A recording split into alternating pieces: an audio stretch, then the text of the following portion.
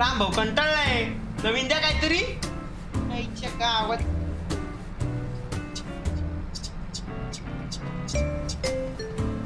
रामभाऊ बायकापूर आहे की एकदम एकटा जीव सदाशिव. भाई आपला एकच रूल आहे, एकटा जीव सदाशिव. आयुष्यभर सुखी राहायचं असेल तर सिंगल राहा. मग लोक बोलतील की भाई परिवार पुढे न्यायचा आहे, पोरं बाळ बिर बाळ. बघा कसे पोरा बाळांसाठी आयुष्य कॉम्प्रोमाइज करायला लागते. विचार करा, समोरची उदाहरणं आहेत माझ्या, तुम्हाला म्हणून सांगतोय. बऱ्या बोल्याने गुण्या गोविंदाने घ्या.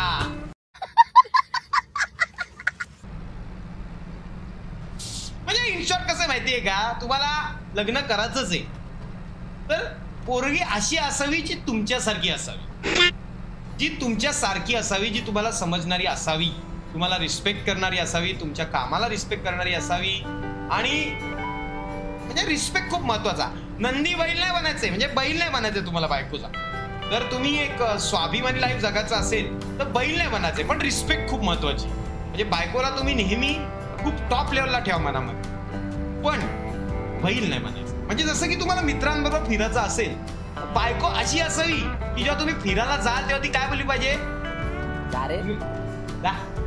यायचंय तेव्हा ये, मी बघते घर हँडल करते, काय विषय नीट जा, नीट आहे काय विषय नाही भाई, बांधिलकीचा विषय, फक्त बांधिलकी. आणि फिरायला गेल्यानंतर जेव्हा तुम्ही रिटर्न याल तेव्हा तिच्या अपेक्षा नसावी की तुम्हाला काय घेऊन नाही आला, मला काही नाही आणलं. एकदम सुज्वळ बायको असावी. तर मेन आहे.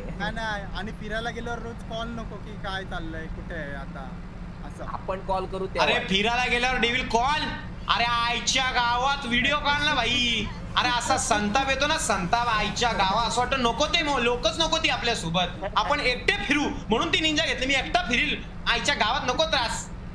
आणि सगळं पण सगळ्या मी ते थेरड्या लोकांना कटअपच केलेले, नकोच ती लोक.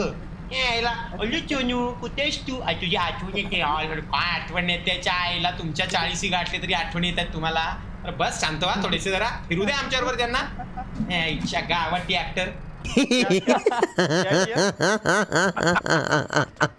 हे टॉपिक भरकटतोय, आपण शेतकरी होत ना. अरे बायको म्हणजे कशी असावी की आता मी ट्रॅक्टर शेत नांगरतोय, ती मला मीठ भाकरी घेऊन येणार, आम्ही दोघं एका झाडाखाली जेवण करणार. हा हा हा हा. आणि मग ती जाणार आणि ती कॉल करणार, धनी दमला असाल तर घरी या, मी पाय चेपून देते. मग ती पाय चेपून देणार, हा हा हा हा, मॉलिश करून देणार, हाय हाय हाय हाय हाय. आणि त्याच्यानंतर तिच्या मांडीवर असं डोकं ठेवायचं, मध्ये असं आपल्याला थापटणार आणि त्याच्यात आपल्याला सुखाची एक झोप येणार. हा हा हा. सकाळी उठल्यानंतर बायकोचा चेहरा देवाऱ्यासमोर, ती असं देवाची पूजा करते आणि आपण तिला बघणार, काय मन प्रसन्न होईल. हा हा हा. त्याच्यानंतर पुन्हा शेती नांगऱ्याला भाऊ निघाला, काय दिवस जाईल त्याचा. अख्ख्या उन्हात तानात पण तो माणूस किती सुखात शेती करेल. काय रे डेव्हिल, खरे का खोटे? खरंय खरंय, मी इमॅजिन करते होणार होणार, अशी लाईफ होणार, टेन्शन घेऊ नकोस. असं स्वप्नातच होतं, नाही नाही सत्यात पण होऊ शकतं भाऊ.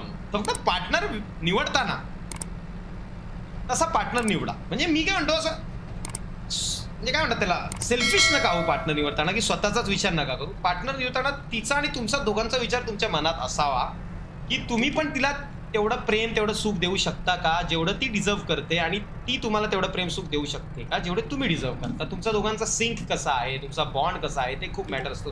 बॉन्ड असा असावा ना भाई की 4 लोक बघून त्यांना झळाला झालं पाहिजे की आईच्या गावात हे दोघं किती छान आहेत, किती छान आहेत एकमेकांसोबत. लक्षात ठेवा, असा बॉन्ड असावा.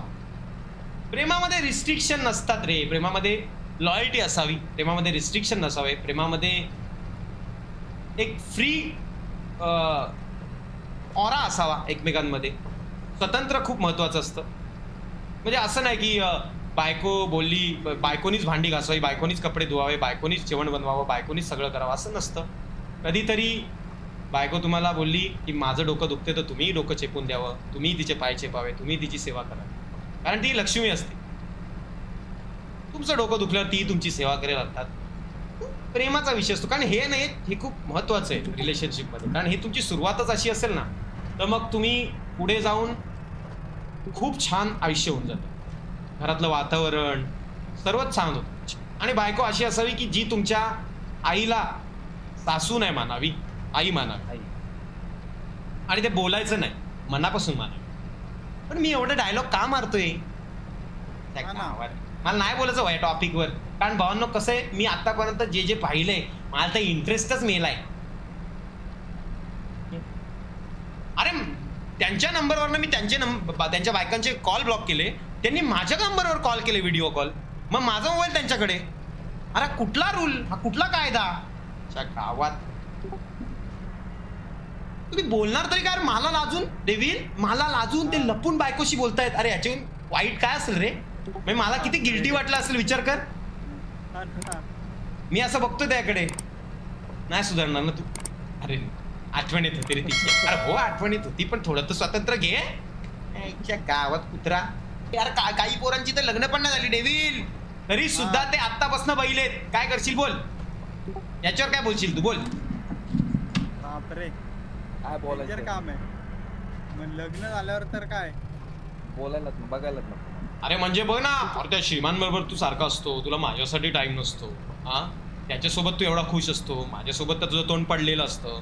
त्याच्यासोबत तू एका रात्रीत कुठेही निघतो, माझ्यासोबत तर तू बाबा कधीच कुठला प्लॅन बनवत नाही. एवढाच तो श्रीमान आवडतो, त्याच्याकडेच राहा ना.